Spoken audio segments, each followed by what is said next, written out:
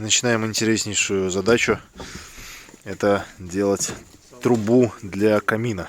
Где у нас будет камин? Вот если посмотреть планировку и задумку архитектора, то у нас есть вот такая вот отдыхательная зона перед диванами, и там, по-моему, нарисован телевизор. Так вот, мы подумали, что телевизор может висеть над камином или еще как-то.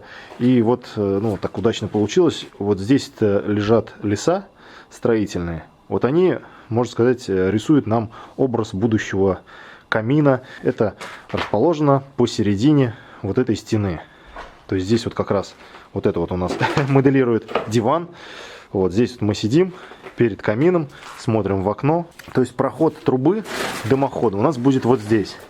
Здесь понятно, что уже все зашито, но это будем уже решать. То есть мы с Сергеем отмерили расстояние, обозначили вот эту позицию, где находится труба. Сделали отступ от стены, там около 30 сантиметров. И пошли наверх смотреть, как подойдет нам эта труба. То есть у нас цель, чтобы труба не врезалась в доску перекрытия или в стропильну, чтобы нам это не пилить, чтобы меньше повредить конструкцию крыши. Для этого снизу обозначили место, где будет стоять топка камина. И здесь ищем положение, где у нас будет идти труба. То есть здесь должна быть проходка.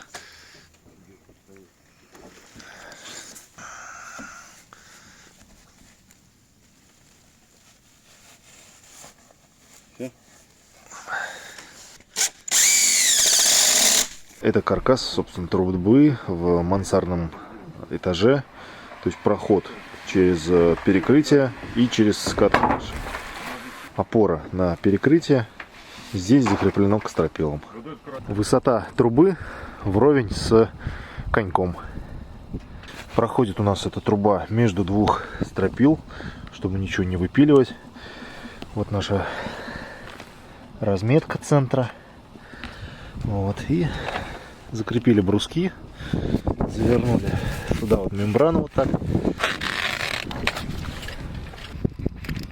Еще одна у нас есть, да? Там ледяной.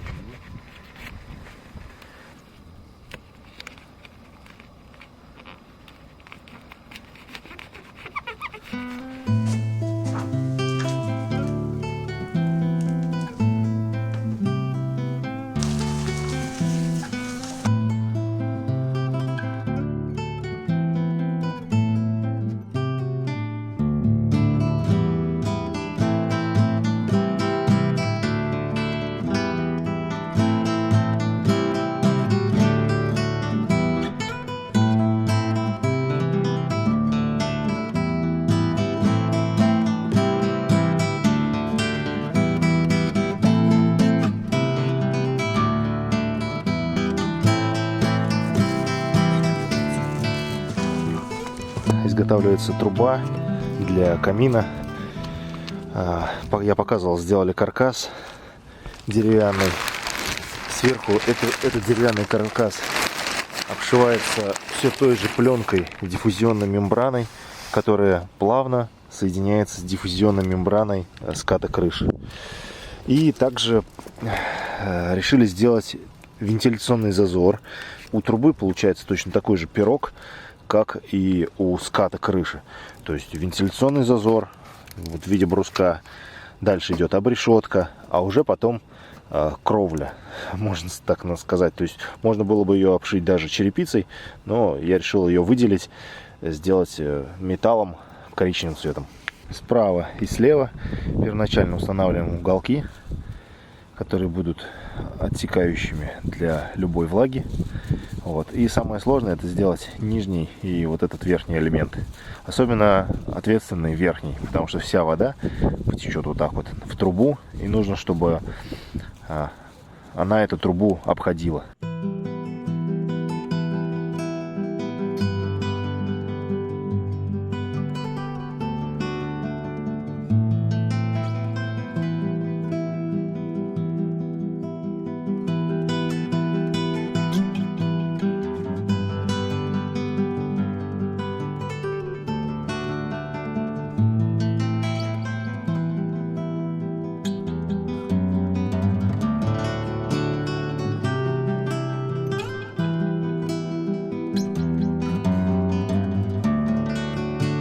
за нее картинки зацепились туда. Ага. Пошли вверх. Да. Или распушник здесь ставить такой. Из черепицы вышла труба, и вот она гладенькая, красивая. Тогда не будем никаких. Классика. Да, давай не будем. Делаем классическую избушку на курьих ножках. На УШП, в смысле.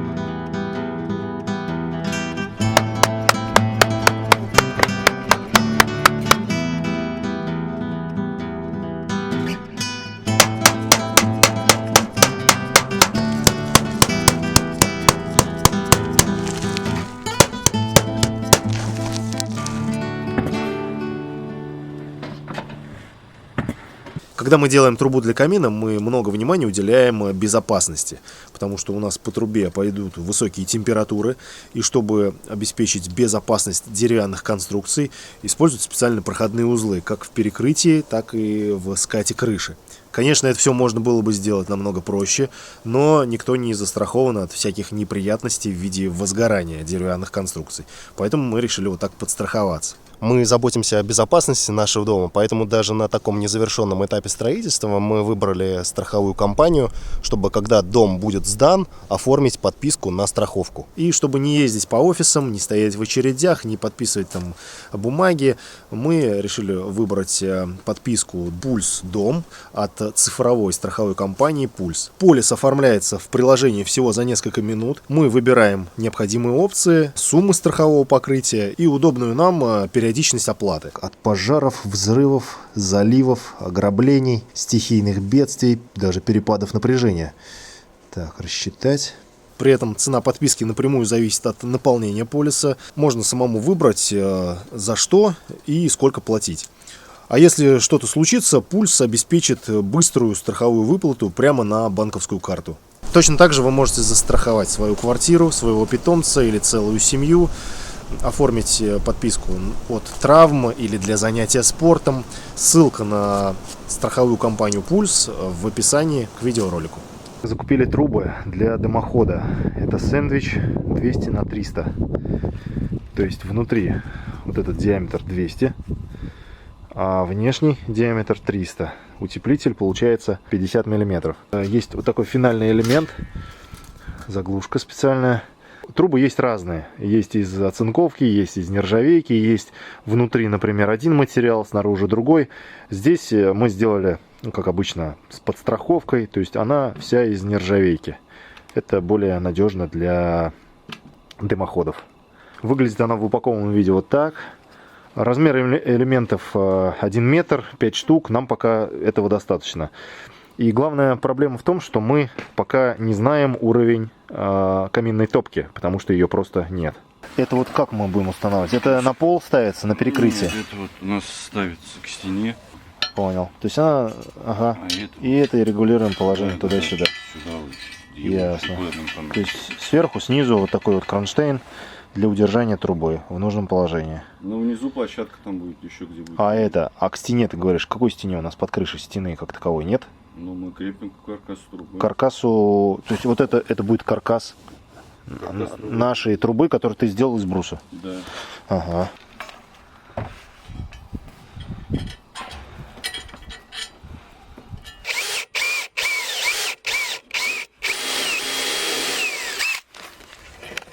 Начинаем монтировать сэндвич-трубу. Вот этот каркас, который сделали. Цель — собрать дымоход.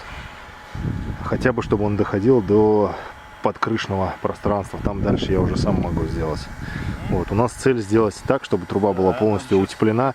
Понятно, что это сэндвич, но сэндвич все равно будет еще и в утеплителе, чтобы точно ничего не прогорело. Сделали опору для сэндвич трубы, чтобы монтировать, утеплять ее, ну и закреплять к крыше, пока временно брусками. То есть сделали просто полку такую, установили сэндвич. Ну, по рекомендациям вроде как нужно, чтобы стык сэндвича не попадал на перекрытие, на проход через крышу.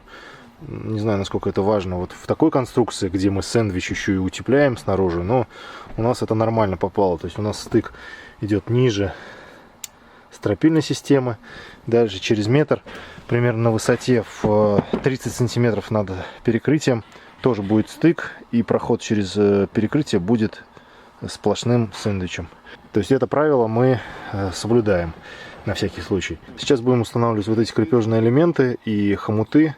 И решили, что они должны быть снаружи, то есть там, ну, со стороны улицы, чтобы не делать крепление к стропильной системе, где здесь будет утепление, чтобы не было мостов холода. То есть это все выведем вверх. Можно будет сделать вот здесь перекрытие или перед каминной топкой. Тоже такие же крепежные элементы, чтобы они удерживали вес вот этого дымохода. Который шов на трубе, вот этот вот, разверни его, чтобы он туда был. Ну не между стропилка, туда выходил. Где?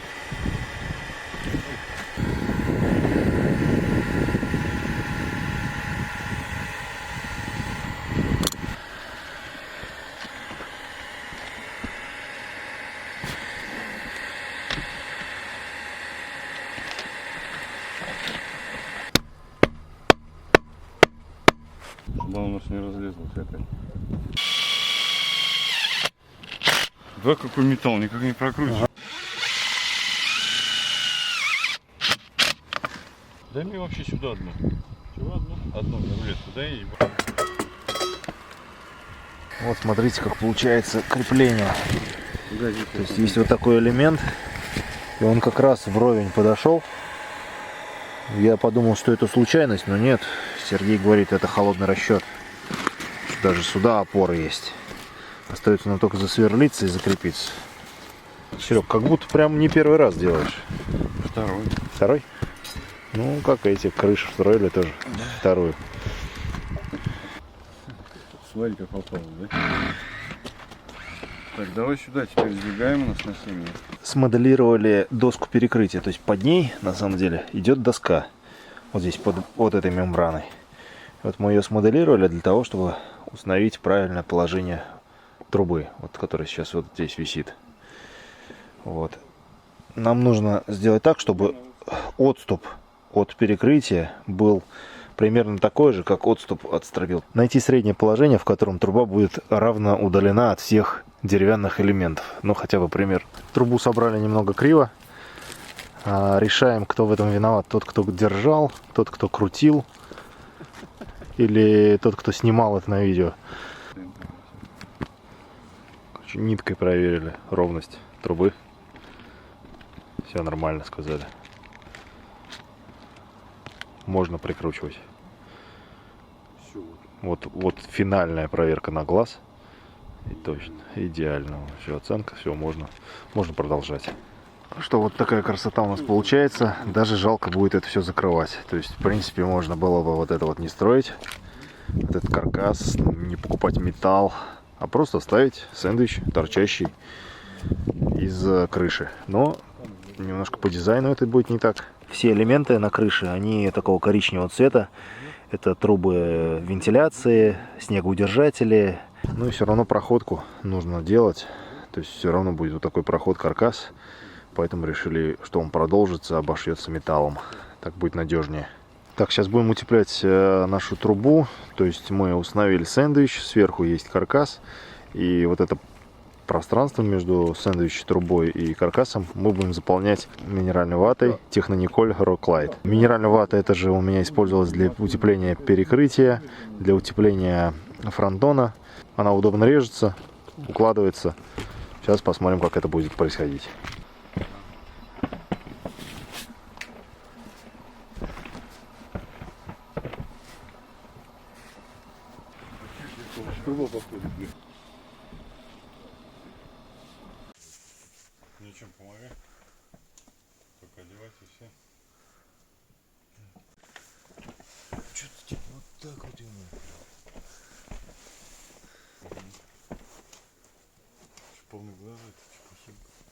Под крышей все работы завершены. Мы сейчас доделали вот трубу дымохода. Следующим этапом здесь уже будет наведение порядка с утеплением, потому что тоже здесь есть проблема.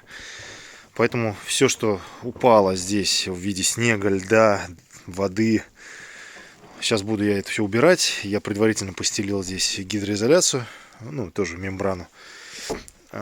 И сейчас я это просто сматываю прямо вместе со льдом, со снегом и выкидываю наружу. Потому что скоро будет оттепель. Вот это все превратится в воду, потечет в утеплитель. Мне это не нужно. Вот, поэтому сейчас буду здесь наводить порядки. Здесь уже точно ничего не будет крошиться. Вчера вот занимались утеплением дымохода. Вот этим. Вот, все тут нападало. Ну, я думаю, это все мы сейчас сметем, уберем. И будет все здесь чисто красиво. Мы сделали утепление трубы. Закрыли так же, как было, мембраной. Вот. Получилось вот так сверху, если смотреть. Сэндвич. Утеплитель.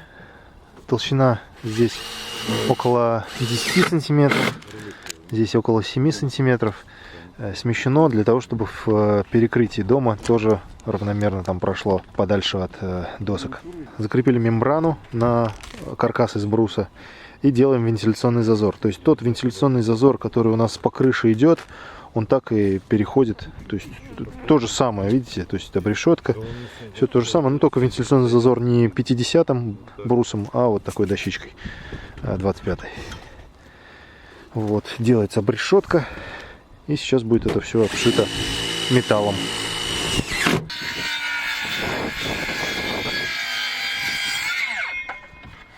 Ну вот, часть мы утеплили отсюда изнутри, набили, а часть сверху. И вот так вот получилось. То есть весь этот вот короб заполнился утеплителем. Сейчас снизу покажу. Вот так это выглядит. Ну и главный вопрос. Почему труба висит? Ну, все просто. У нас нету каминной топки сейчас. Это будет куплено потом. Конечно же, нужно будет пройти еще через перекрытие, уйти на первый этаж. И там уже снизу вверх каминную топку поднять. Не знаю, как это будет реализовано. Трубы вроде бы можно подрезать. Но главное нам сейчас на крыше завершить все, колпак там сделать. То есть, чтобы здесь можно было продолжать, зашивать.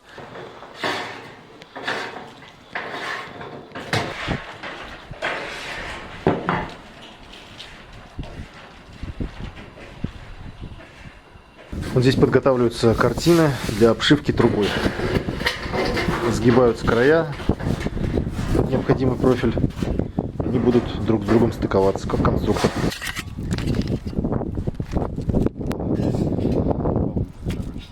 Так, я теперь понял, почему на ютубе нет инструкции по вот этим дымоходам. Очень много нюансов и мелочей. Ну и сакральные знания тоже выдаются и только из поколения в поколение. Поэтому можете заметить, строители работают молча, ничего не рассказывают, не поясняют, чтобы у них случайно не возникло конкурента, который расскажет это все на ютубе.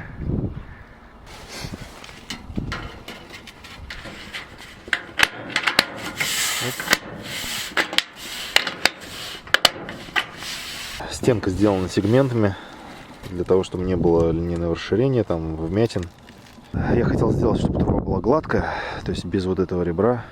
Вот, Сергей сказал, что так делать нельзя, потому что будет слишком большой лист, и его может повести. Вот. Поэтому такой будет дизайн с ребрами жесткости.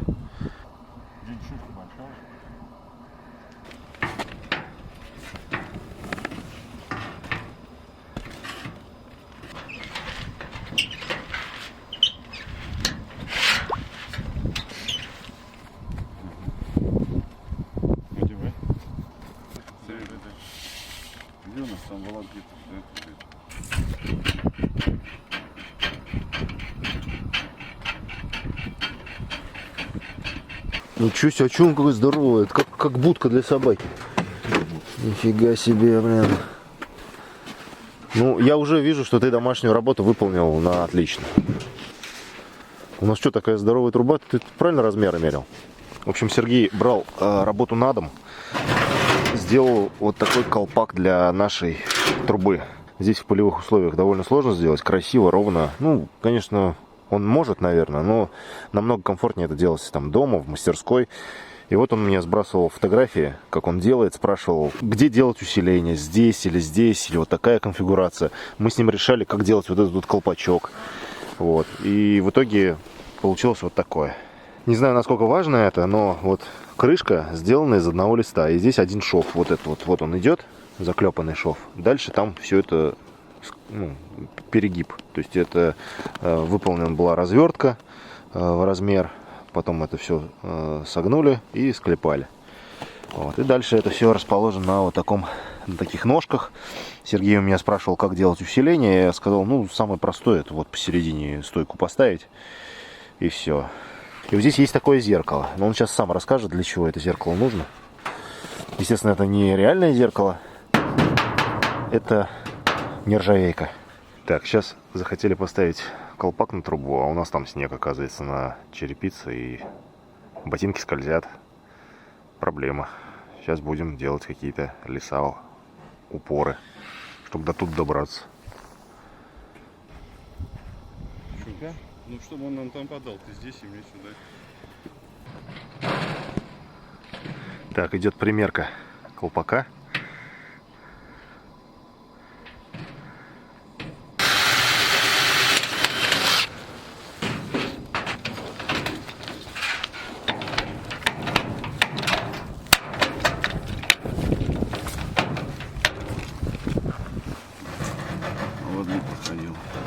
Ты как рассчитал? А? Специально рассчитывал, чтобы она поместилась?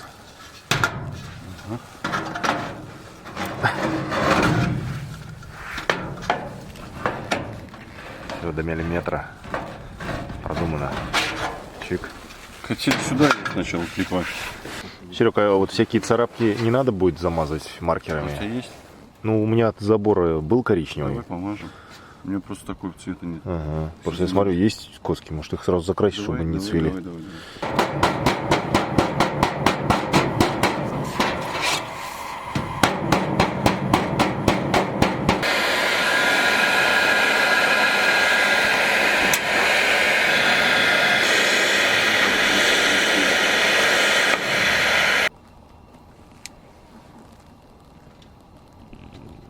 Так, значит, мы что делаем? Мы промазали сейчас огнестойким герметиком, чтобы крышка плотно встала, да, ничего не пропускала внутрь пирога.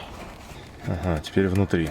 Чтобы в пирог утепления у нас ничего не улетело, утеплитель не подвергался воздействию языков пламени.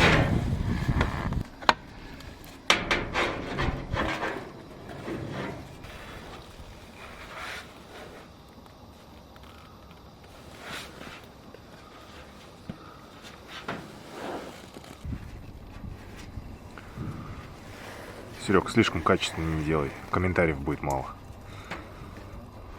Что слишком? Слишком качественно, если сделаешь, будет мало комментариев. Косякну где-нибудь? Да. Вот это зеркало. Что Зеркало оно из делает? нержавейки, Так. чтобы оголовок не прогорал. То есть поток тепла врезается в это зеркало, Да. распределяется, охлаждается и не вот это Чтобы не окислялось, то есть у тебя окисляться не будет так. декоративная часть, колпак, чтобы не окислялся, не обгорал, Да, температура вообще, не как бы, разрушался. я тебе предлагал, что дымовуху выкинуть через него наверх. Мгм. Ты говоришь, пока так оставим. Если будут какие-то проблемы, То то есть вырежем, выкинем туда. По-правильному нужно вообще вот этот колпак разрезать и трубу еще Да, вывести то есть наверх. труба вот здесь вот должна торчать сверху. Ну, ты понимаешь, что это будет некрасиво? Я понимаю, но это будет Но это правильно. Да. Мгм. Да посмотришь, как зеркало, что будет. Если будут какие-то вопросы. То есть это отклепать 4 клепки, выкинуть и другое сделать, это недолго. По сути. Ну да. Просто были прецеденты уже там. 2 прогорел, когда без зеркала делаешь. Колпак ты сделал из единого листа, да? То есть у нас один стык сверху. Верхушка, да. Ну, один то есть сверху. точно ничего не потечет. Там, то есть, один сюда бортовный, Ага. второй на него заклепанный. Все, ничего там не мазано, не гермечено. Угол такой же, как угол крыши. Вот это 20, сколько там, вот, 27, по-моему. То есть угол здесь такой же угол, как здесь. Круто. И при этом крутость этой трубы в том, что она с вентиляционным зазором. Да, мы еще тебе замутили там с Да, вензазором. вензазор То есть. Вот у нас они выходят здесь. Ага.